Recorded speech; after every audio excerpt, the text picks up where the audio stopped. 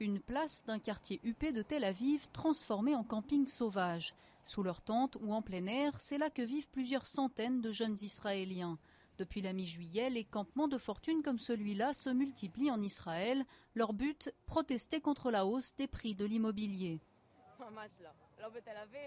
Je ne peux pas m'acheter de maison, ni à Tel Aviv, ni ailleurs. C'est impossible. Si la moitié de ton salaire sert à payer un loyer, qu'il faut ensuite payer les taxes et les factures, puis encore acheter de la nourriture pour survivre, tu ne peux pas mettre de côté pour investir.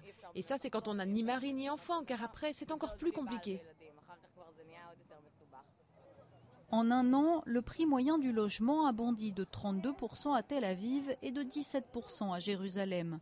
Ces dernières semaines, plusieurs dizaines de milliers de ceux qu'on surnomme les indignés israéliens ont défilé dans les rues des grandes villes du pays.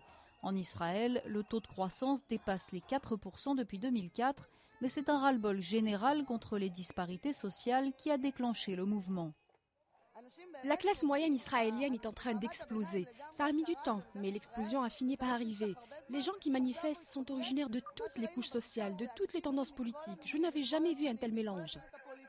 Et à chaque manifestation, ils sont de plus en plus nombreux dans les cortèges, à tel point que le Premier ministre Benyamin Netanyahou s'engage dans le débat. Mardi, il a annoncé une réforme de la loi sur l'immobilier et la construction de 50 000 nouveaux logements.